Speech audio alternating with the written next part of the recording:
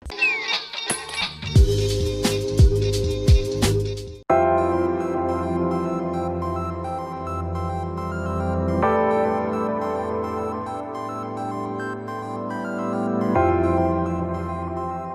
à toutes et à tous, je m'appelle Katia, je suis votre assistante personnelle sur Ukraine.com et aujourd'hui je vais poser des questions à Max, il a déménagé à Kharkov. Donc, la première question, pourquoi tu as décidé de déménager? C'est une longue histoire, Katia. D'accord. Alors là, il faudrait, je pense, plusieurs heures pour te raconter tout ça. D'accord, t'as pas peur? Disons que il y a beaucoup de raisons à ça. Il y a la raison que, en France, on va dire que j'étais arrivé à un stade où j'avais fait un peu le tour de la question et on va dire que j'avais envie de changer d'air. Voilà. Après, j'ai vu aussi une femme que j'apprécie énormément à Kharkov. Et, Il y a beaucoup de belles femmes. il y a beaucoup de belles femmes, mais une en particulier. Et du coup, je me suis dit, bon, je sais pas trop ce que ça va donner. On va louer un appartement pour 6 mois et puis on verra bien comment ça va se passer, comment ça va se dérouler. Et voilà. La vie en Ukraine. Effectivement, si on compare à Paris, c'est pas du tout la même chose dans le sens où j'ai un appartement en région parisienne. Ici, donc, j'ai pris un appartement en plein centre-ville de Kharkov qui doit me coûter. Satisfait du service? J'ai pas fini mes questions. Excuse-moi. J'ai pas fini de répondre, pardon. C'est pas grave, on coupera au montage.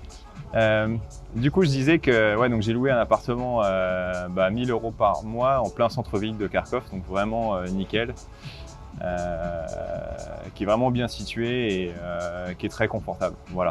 Chose que sur Paris, je pense que j'aurais jamais loué. Voilà. C'est combien de mètres carrés? 160 mètres carrés. D'accord. Tu utilises le transport? J'ai déjà utilisé le métro, j'utilise le taxi, j'ai utilisé le trolley aussi, j'ai utilisé le bus. Moi, je crois que j'ai un peu fait le tour de la question. J'ai même utilisé le train. D'accord. Comment tu commandes un taxi si tu ne connais pas la langue? Pour le coup, c'est assez simple. Il y a plusieurs applications qui existent, que ce soit Uklon, OnTaxi, Bolt. Il y a Uber aussi également. Et après, il y a des taxis privés à droite à gauche. Donc sur les applications, c'est simple. En fait, ça nous géolocalise et après, on dit juste l'adresse là où on veut aller. Et c'est relativement bon marché, dans le sens où si on est au centre-ville, on veut aller n'importe où. On va dire un grand maximum, c'est 5 € la course si on va vraiment loin. D'accord. Qu'est-ce que tu manges? Et qui prépare toi le repas? Moi, je mange de tout, donc je suis pas difficile là-dessus. Donc ça m'arrive de manger ici, mais je dois avouer que je commence à faire une petite overdose, même si j'ai quand même la petite carte VIP Nikas.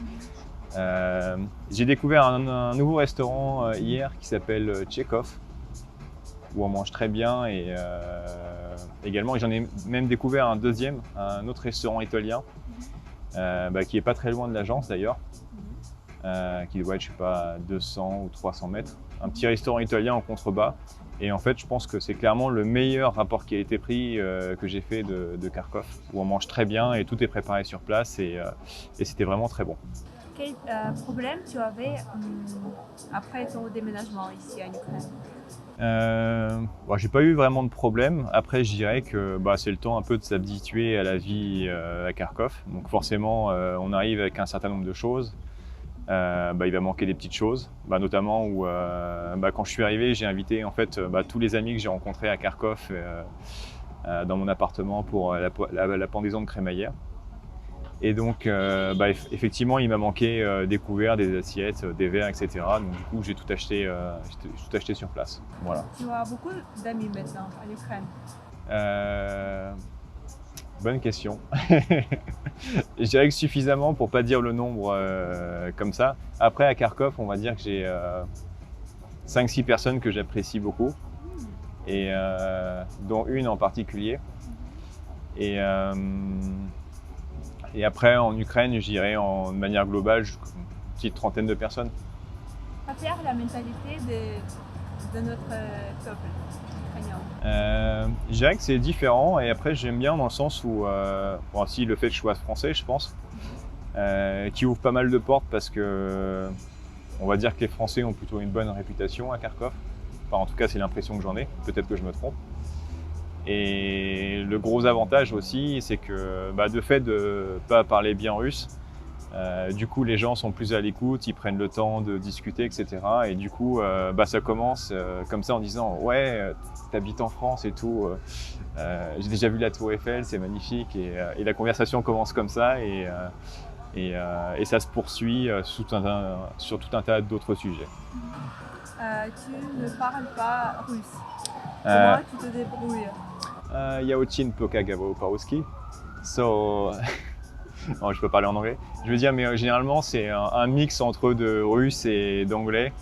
Et généralement, j'ai pas trop de soucis, j'arrive à me débrouiller un peu partout. Beaucoup de personnes parlent anglais que tu as rencontrées dans les rues, je sais pas, dans les supermarchés. Ça dépend.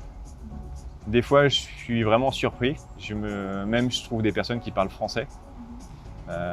J'étais à un magasin de bricolage pour ceux qui connaissent l'informatique, parce que je cherchais une pince pour des connecteurs RJ45.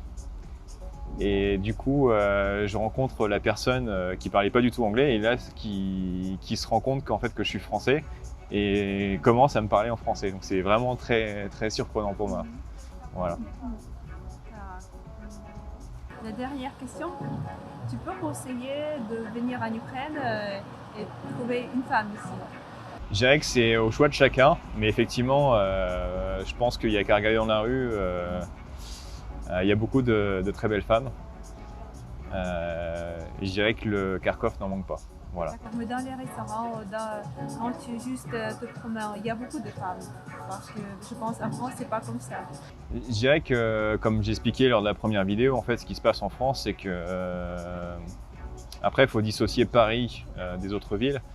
Mais on va dire, sur Paris, ce qui se passe, c'est que les femmes, en fait, il y a énormément d'immigration, même de plus en plus, et que je vois maintenant où on déplace les réfugiés de trottoir en trottoir parce que le maire qui se trouve à Porte de la Chapelle n'en veut plus ici, donc du coup, ils les expulsent et puis ils vont se mettre 500 mètres plus loin, etc. Et le souci par rapport à ça, c'est que les femmes n'osent pas trop s'habiller de manière très sexy ou de rentrer tard le soir. Et du coup, elles vont plutôt s'habiller en jogging ou ce genre de choses. Elles vont pas forcément se maquiller, elles font vraiment attention quand elles sortent. Alors qu'ici à Kharkov, en fait, j'ai pas vu le moindre problème de sécurité. Et ce qui se passe, c'est que les femmes sont en confiance. Même les parcs restent ouverts la nuit, alors que sur Paris, c'est pas du tout le cas. Et par rapport à ça, elles n'hésitent pas entre guillemets à se maquiller, à se mettre en valeur, etc. Et ça fait plaisir. D'accord. Merci beaucoup pour ce témoignage. Je te souhaite une bonne vie à Kharkov. Merci Katia. D'accord. Merci beaucoup. Au revoir.